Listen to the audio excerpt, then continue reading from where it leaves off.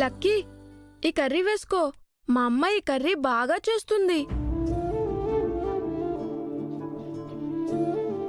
Lucky, భోంచేయకుండా ఏం ఆలోచిస్తున్నావు? మనసేమీ బాలేదు బ్రో. ఏమైంది బ్రో? మా నాన్నని చూడాలనిపిస్తోంది. అదేంటి, మీ నాన్నని చూసి నెలలు సంవత్సరాలైనట్టు మాట్లాడుతున్నావు? ఉదయమే కదా ఇంట్లో చూసావు. ఏమో బ్రో, సడన్ గా మా నాన్నని మిస్ అవుతున్నాను. తను నాకు దూరంగా వెళ్ళిపోతున్నట్టు, మళ్ళీ కలుసుకోలేనేమో అన్నట్టు మనసంతా ఏదోలా ఉంది. నువ్వు పిచ్చి పిచ్చి ఫోబియాలు పెట్టుకుని నువ్వు లంచ్ బ్రేక్ ని వేస్ట్ చేయొద్దు. ముందు నువ్వు తిను.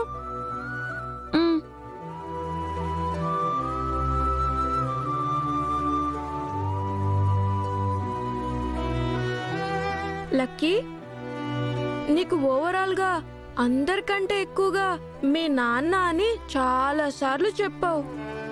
మరి మీ నాన్న తర్వాత ఇంకెవరిష్టం? ఇంకెవరు? నువ్వే బ్రో. నేను మాట వరుసకు అడిగానని నువ్వు కూడా మాట వరుసకు చెప్పడం లేదు కదా. ఇష్టం ఉన్నప్పుడు చెప్పేయాలంటే, ఇష్టం లేనప్పుడు అవతలి వాళ్ళకి హోప్స్ పెంచకూడదంట. మా బాబాయ్ చెప్తూ ఉంటాడు. సో నిజంగా నిజం చెప్తున్నాను నేను. Thank you so much bro. అంతేకాదు, రేపు రాఖీ పండగ కదా, నీ చేతికి రాఖీ కూడా కడతాను. నిజంగానా లక్కీ? నాకిప్పటి వరకు ఎవ్వరూ రాఖీ కట్టలేదు తెలుసా. నాకు కూడా అన్నయ్య తమ్ముడు లేరు కదా, అందుకే నేను కూడా ఎవ్వరికి రాఖీ కట్టలేదు.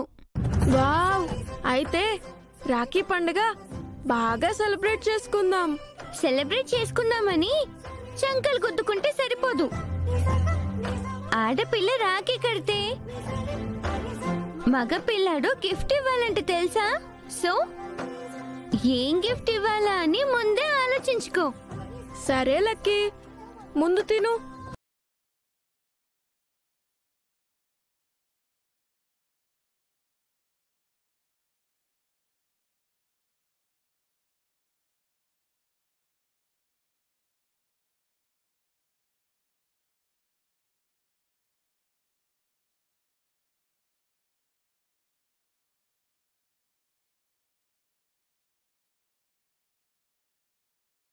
అయ్యో ఉండు, క్లాస్ అయిపోయాక కూర్చుని తీరిగ్గా ఆలోచించొచ్చు. ముందు లంచ్ ఫినిష్ చేయి.